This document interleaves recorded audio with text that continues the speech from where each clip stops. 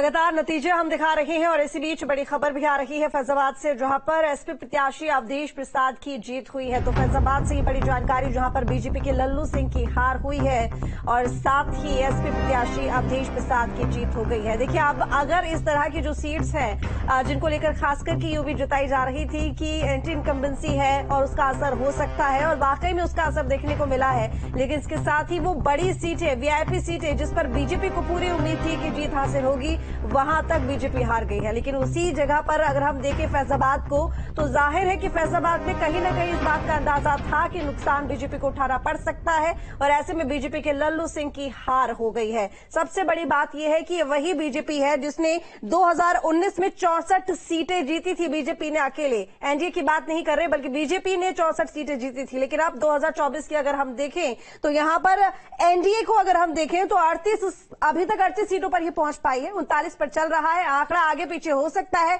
लेकिन बहुत बड़ा फर्क है। इसी बीच में सीधा रुख करेंगे न्यूज रूम का, जहां से धीरेन्द्र हमारे साथ में लगातार बने हुए हैं और बड़ा अपडेट वो हमको दे रहे हैं। धीरेन्द्र, क्या जानकारी?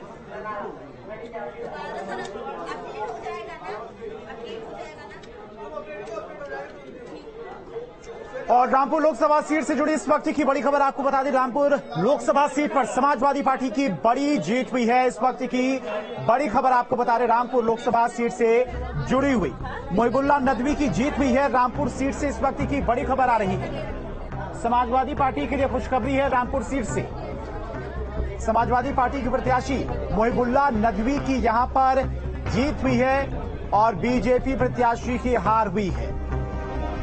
इस वक्त की बड़ी खबर आपको बता दें, रामपुर लोकसभा सीट से जुड़ी हुई रामपुर सीट से समाजवादी पार्टी के लिए खुशखबरी और बीजेपी के लिए बुरी खबर।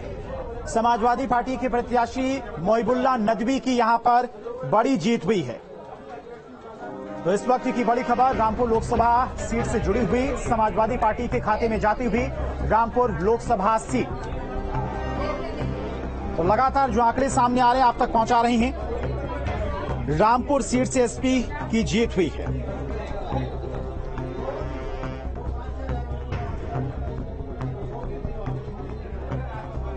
और चलिए, लगातार हर एक बड़ी अपडेट आप तक हम पहुंचाते रहेंगे और न्यूज रूम से भी लगातार हमारी सहयोगी ऋतु तोमर और दीपशिखा हर एक आंकड़ों का अपडेट आप तक देते रहेंगे। दीपशिखा, तो बिल्कुल देखिए, एक बड़ा गेम चेंजर साबित हुआ है। रामपुर सीट को अगर